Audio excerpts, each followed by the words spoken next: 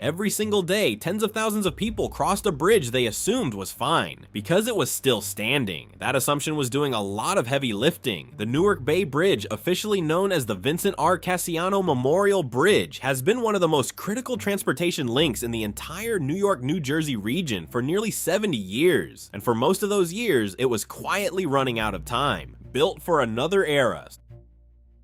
To understand why this bridge became such a problem, you have to go back to where it started. The Newark Bay Bridge opened in 1956, and at the time, it made complete sense. Post-war America was building highways the way it built everything else in that era. Fast, ambitious, and optimized for the world as it existed right then, not the world it was about to become. The bridge was designed to carry Interstate 78 across Newark Bay, stitching together a corridor that connected Newark on the west side to Bayonne, Jersey City, and eventually the Holland Tunnel on the east. On paper, it was a straightforward solution to a straightforward problem: move people and goods across the bay, keep the region connected, get traffic flowing. And for a while, it worked exactly as intended, but the region around it did not stay still. To the west, Port Newark and Port Elizabeth grew into one of the busiest container port complexes in the entire United States. Newark Liberty International Airport expanded into a major hub. The volume of freight, commuters, and commercial traffic using that corridor climbed year after year, decade after decade. The bridge that was built for a quieter mid-century America was now carrying the full weight of one of the most economically active regions on the planet. The structure itself never changed to match that reality. 4 lanes, narrow by modern standards, no meaningful shoulders. It was the same bridge it had always been, just being asked to do far more than it was ever designed to handle. The long, slow breakdown.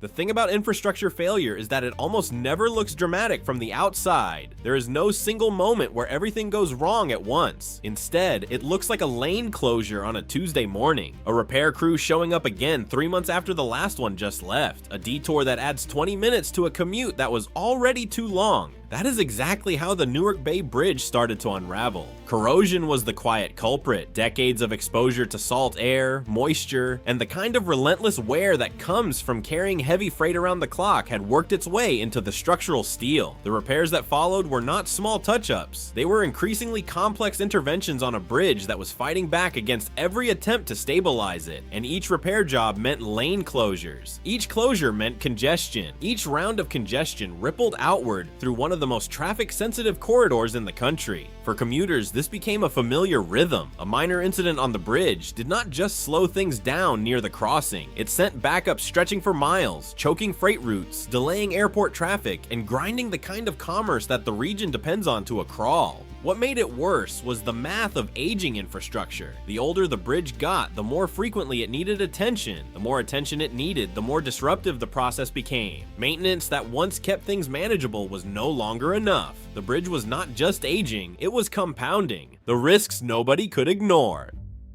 Here's where it gets real, because congestion and repair costs are one thing. Actual physical danger is another conversation entirely. The Newark Bay Bridge was not just old and inconvenient, it was genuinely unsafe by modern standards in ways that are hard to overstate. Start with the basics. The lanes were narrow, dangerously narrow for the kind of traffic that used this crossing every single day. There were no real shoulders to speak of, which meant that if something went wrong on that bridge, a breakdown, a minor collision, anything, there was nowhere to go. Drivers were essentially trapped on a 4-lane corridor over open water with no margin for error. Now add freight into that picture. This was not a commuter-only crossing. Heavy commercial trucks, container vehicles heading to and from the port complex, airport-bound cargo, all of it was sharing those same narrow lanes with everyday passenger cars. The safety risk that was created was not theoretical. It was baked into every single crossing. And then there was what was happening below the bridge. Newark Bay is an active shipping channel, and the vessels moving through it today are significantly larger and heavier than anything the bridge was designed around back in 1956. The clearance that once felt adequate was no longer keeping pace with the scale of modern maritime traffic. So here's a question worth sitting with. How many times do you think you would have to cross a bridge like that before you started wondering whether someone somewhere was paying attention?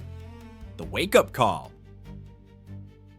Someone was paying attention. The problem was it took a tragedy somewhere else to make the urgency impossible to ignore. In 2024, the Francis Scott Key Bridge in Baltimore collapsed after being struck by a cargo ship. It was one of the most shocking infrastructure failures the country had seen in years, and it did not just devastate a city, it forced a national conversation about every other aging bridge sitting over active shipping channels across the United States. The NTSB responded by recommending vulnerability assessments for major bridges in exactly those kinds of situations. Bridges carrying heavy traffic, bridges over busy waterways, bridges that had been built for a different era and never fully reckoned with what they had become. The Newark Bay Bridge was on that list. For the people responsible for maintaining and overseeing this corridor, the Key Bridge collapse was not just a news story, it was a mirror. Everything that made that collapse so devastating. An aging structure, an active shipping lane, vessels that had grown far larger than original designs anticipated, was present right there in Newark Bay. The conversation shifted almost immediately, not whether the bridge needed to be replaced, but how fast that process could realistically move. What had been framed for years as a long-term infrastructure concern was suddenly being treated as an urgent safety matter. The maintenance mindset that had kept the bridge limping forward for decades was no longer a viable position. The window for gradual fixes had closed. What came next had to be something bigger, taking it down.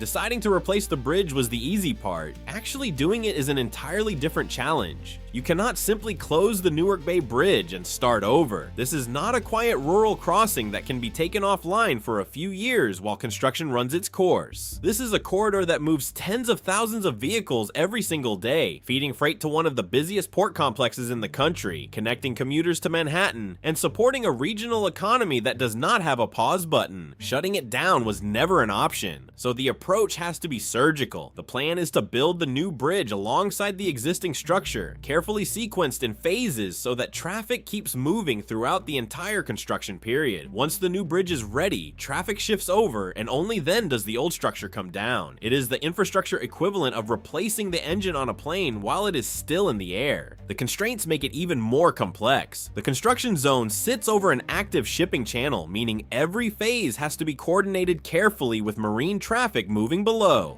The proximity to Newark Liberty International Airport imposes strict height restrictions that shape what can physically be built and how. Space for construction staging is limited by the dense development surrounding the corridor on both sides. Design work has been awarded to Parsons Corporation, with major construction expected to begin around 2028. The target for shifting traffic onto the new bridge is 2031, after which demolition of the existing structure can finally begin. What replaces it? When the dust settles, what goes up in place of the Newark Bay Bridge will be a fundamentally different kind of crossing. The new structure carries a price tag of $6.7 billion, making it one of the largest single infrastructure investments in New Jersey's history. What that money buys is not just a newer version of the same bridge. It buys a cable-stayed bridge with full shoulders, wider lanes, and a design built around modern safety standards rather than the traffic assumptions of 1956. The difference in day-to-day experience for drivers will be immediate and significant. The narrow, shoulderless corridor that turned minor incidents into major emergencies gets replaced by a crossing that actually has room to breathe. The economic impact extends well beyond the bridge itself. The project is expected to support around 19,000 jobs throughout its construction phases, injecting sustained activity into a region that has watched this corridor deteriorate for decades. For the port complex, for freight operators, for the commuters who use this crossing every single day, a reliable and modern bridge means fewer delays, fewer disruptions, and a transportation link that can actually keep pace with the demands being placed on it. At full completion, including surrounding improvements to ramps and nearby structures, is expected in the early to mid-2030s. But the bigger picture is this. The Newark Bay Bridge replacement is not just a construction project, it is the acknowledgement of something the region has owed itself for a long time. That the infrastructure people depend on every single day deserves to be taken seriously before it reaches a breaking point, not after. The Newark Bay Bridge stood for nearly 70 years as proof that a structure can keep functioning long past the point where it should have been replaced, and that the cost of waiting is always paid by the people who had no choice but to keep crossing it. If you enjoyed this video, you'll love this next one.